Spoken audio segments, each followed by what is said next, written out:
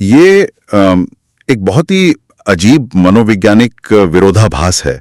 मतलब इंसान अपनी असल जिंदगी में दुख, दर्द या डर से दूर भागने की पूरी कोशिश करता है। हाँ, ये तो ह्यूमन नेचर है। बिल्कुल।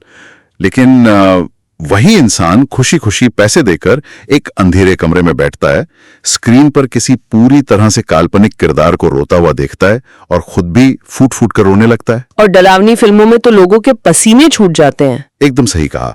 हमारा तर्क पूरी तरह से जानता है कि सामने जो चल रहा है वो झूठ है, मतलब वो महज कुछ पिक्सल हैं या मंच पर हो रहा नाटक है। फिर भी हमारा शरीर और अवचेतन मन उसे सच मानकर एक वास्तविक शारीरिक और मानसिक प्रतिक्रिया दे रहा होता है। आज की इस गहन चर्चा में हम इसी रहस्य को समझेंगे। और इसके लिए हम किसी आधुनिक थ्योरी पर नहीं, बल्कि एक बहुत ही प्राचीन स्रोत पर बात करेंगे। जी हाँ, हमारा मिशन है आचार्य भरत मुनि के रस सिद्धांत का गहन विश्लेषण करना। मतलब ये समझना कि कैसे प्राचीन काल में ही मानवीय भावनाओं का इतना सटीक विश्लेषण कर लिया गया था। आधुनिक मनोविज्ञान भले ही इसे सस्पेंशन ऑफ डिसबिलीफ कह दे, लेकिन दिलचस्प बात यह है कि भारत में 2री शताब्दी ईसा पूर्व में ही इस मनोवैज्ञानिक ग्लिच को पूरी तरह से डिकोड कर लिया गया था। अरे वाह, 2री शताब्दी ईसा पूर्व। हाँ, भरत मुनि ने अपने ग्रंथ नाट्य शास्त्र में भावनाओं के इस पूरे विज्ञान को एक बहुत ही सटीक गणितीय और मनोवैज्ञानिक ढांचे में ढाला था, जिसे हम रस सिद्धांत कहते हैं। तो मतलब ये सिर्फ नाटक का व्याकरण नहीं है? बिल्कुल नहीं, ये इंसानी दिमाग की एक जटिल रिवर्स इंजीनियरिंग है।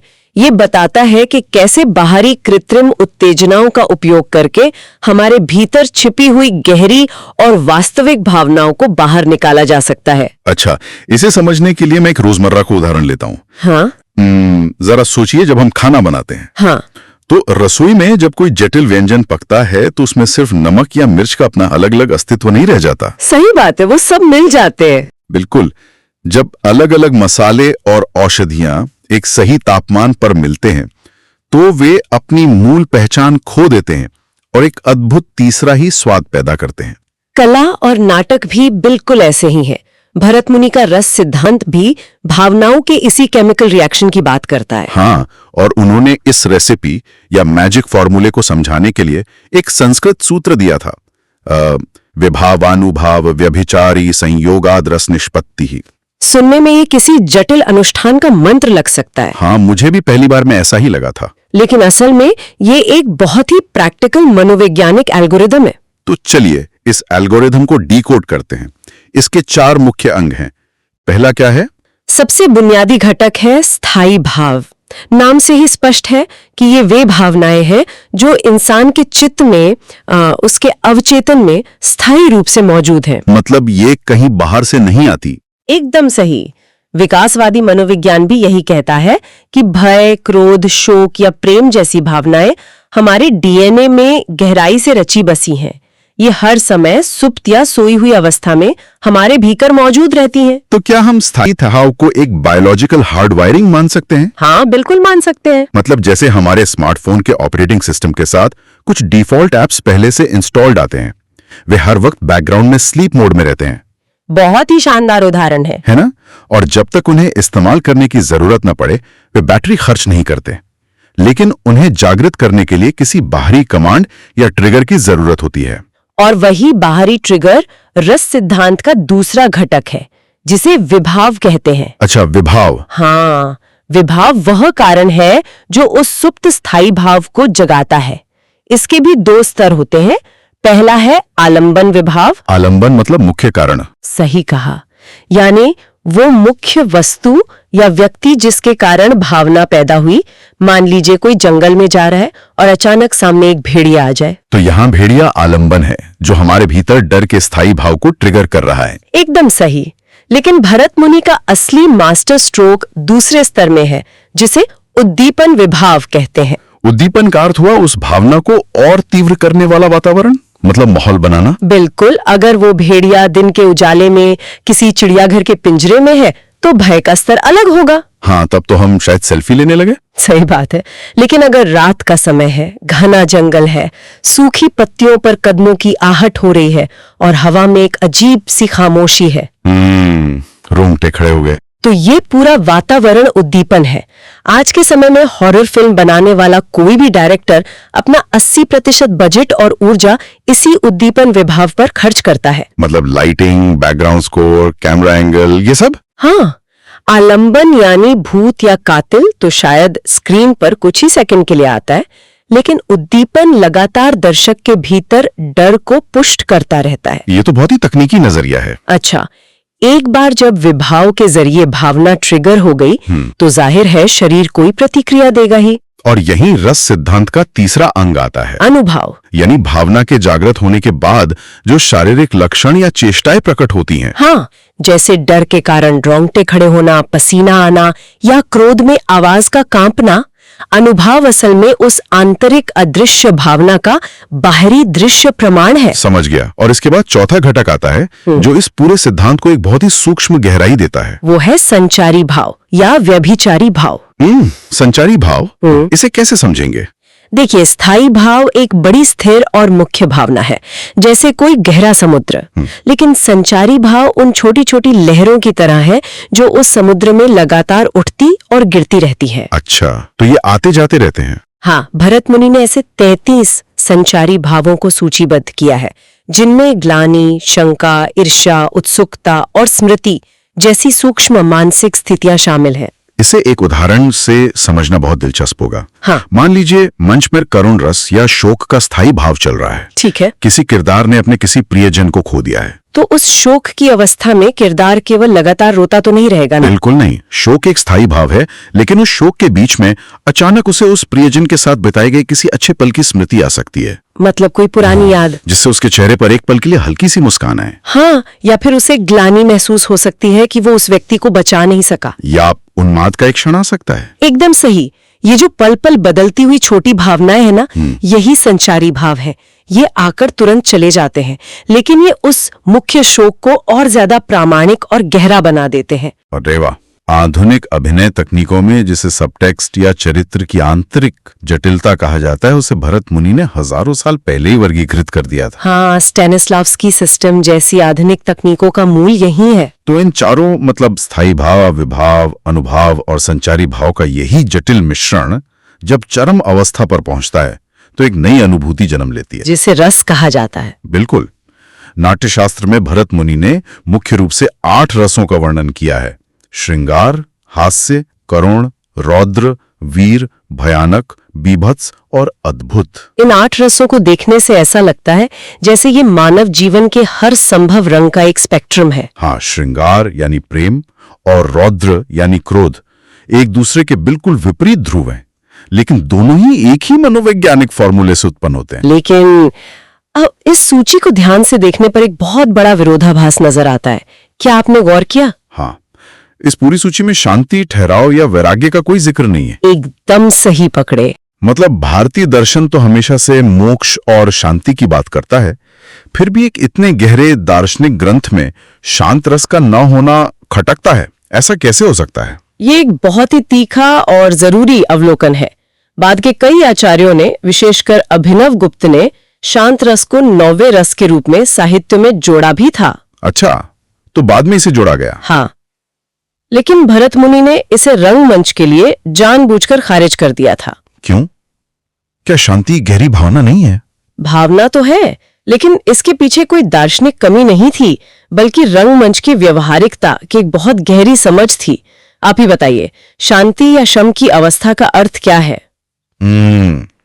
इसका अर्थ है सभी इच्छाओं का समाप्त हो जाना, संघर्ष का अंत हो जाना। और जहां कोई संघर्ष नहीं है, वहां कोई कहानी नहीं हो सकती। ओह, क्योंकि नाटक का मूल आधार ही सक्रियता और संघर्ष है।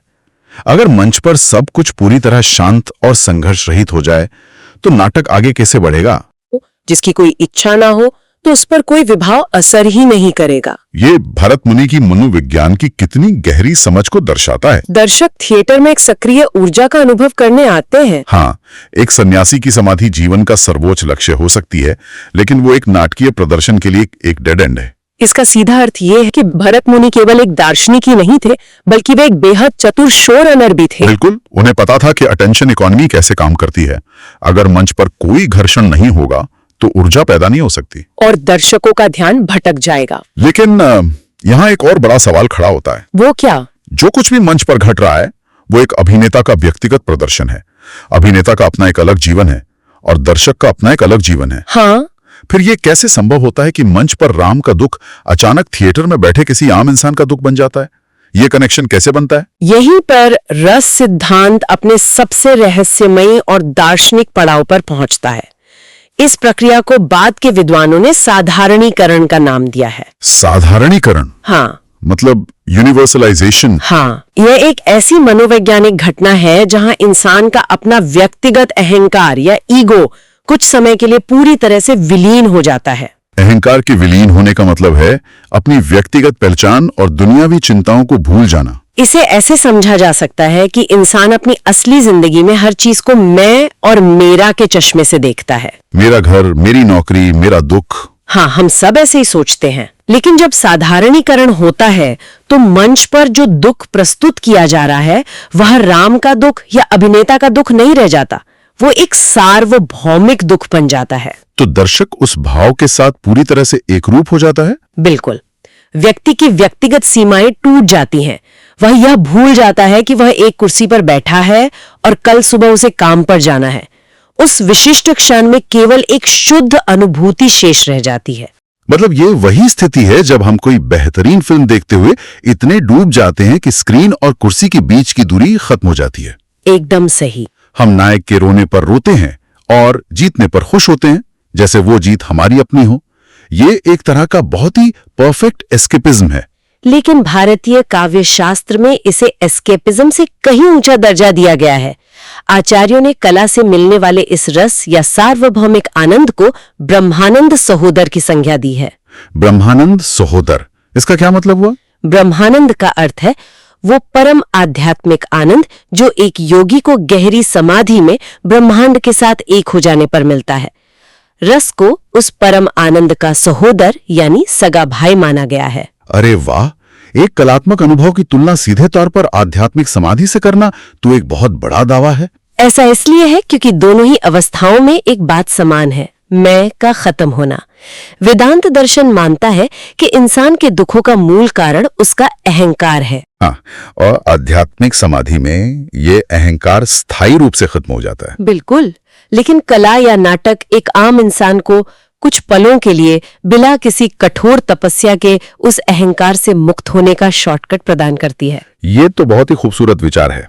जब हम साधारणीकरण की अवस्था में रो रहे होते हैं तब हम नहीं होते। हाँ, आप सिर्फ एक शुद्ध चेतना होते हैं जो उस सार्वभौमिक भावना का अनुभव कर रही है। यही कारण है कि एक दुखद कहानी देखने के बाद भी इंसान एक अजीब सी शांति महसूस करता है, क्योंकि कुछ पलों के लिए वो अपनी सीमित दुनिया से आजाद हो गया था। ये सच में कला का बहुत ही गहरा उद्देश्य है। ये सिर्फ टाइम पास नहीं है। बिल्कुल नहीं। ये इंसान को उसके अपने ही मनोवैज्ञानिक बंधनों से मुक्त करने का एक टूल है। इस पूरी चर्चा को अगर समेटे तो भरत मुनि का ये फॉर्मूला साबित करता है कि मानव मन हजारों सालों से नहीं बदला है। हमारी टेक्नोलॉजी बदल गई है, मंच बदल गए हैं। हाँ, लेकिन हमारे भीतर के स्थायी भाव और उनके ट्रिगर्स बिल्कुल वैसे ही हैं जैसे 2000 साल पहले थे। और तकनीकें केवल विभावों को प्रस्तुत करने के नए तरीके खोज सकती हैं, लेकिन वे उस न्यूरोसाइंस को नहीं बदल सकती जो भरत मुनि ने सदियों पहले पकड़ लिया था। एकदम सही निष्कर्ष है। लेकिन अगर हम इस पूरे रस सिद्धांत को आज के डिजिटल युग के परिप्रेक्ष्य में देखें तो एक बहुत ही बेचैन करने वाला विचार सामने आता है। वो कैसे? भरत मुनि ने ये मैजिक फॉर्मूला इसलिए तैयार किया था ताकि कला के माध्यम से मनुष्य अपनी भावनाओं का रेचन कर सके, मतलब कैथारसिस। हाँ, ताकि उसे शांति और मुक्ति का अनुभव हो। लेकिन आज के समय में क्या यह संभव है कि इसी प्राचीन फॉर्मूले का इस्तेमाल कला के लिए नहीं बल्कि हमें नियंत्रित करने के लिए किया जा रहा हो? आप आधुनिक तकनीक की बात कर रहे हैं। हाँ, जब आधुनिक सोशल मीडिया एल्गोरिथम्स या 24 घंटे चलने वाले न्यूज चैनल्स काम करते हैं तो क्या वे भी ठीक इसी रस सिद्धांत की रिवर्स इंजीनियरिंग नहीं कर रहे हैं? ये तो बहुत ही डरावना सच है।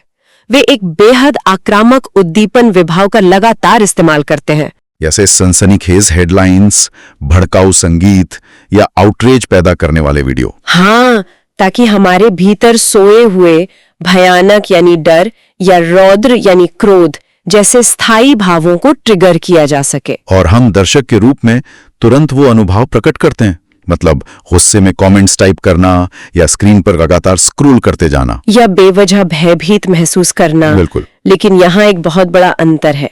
भरत मुनि का रंगमंच साधारणीकरण के जरिए हमारे अहंकार को मिटाकर हमें एक दूसरे से जोड़ता था और एक परम शांति देता था, जबकि आज के एल्गोरिदम्स उसी मनोवैज्ञानिक ढांचे का इस्तेमाल हमारे अहंकार को और ज्यादा भड़काने, समाज को बांटने के लिए कर रहे हैं, ताकि हम लगातार एक बेचैनी या एंग्जाइटी की अवस्था में रहें। हाँ, क्योंकि इसी से हमारा ध्यान और हमारा डेटा बिकाऊ बना रहता है।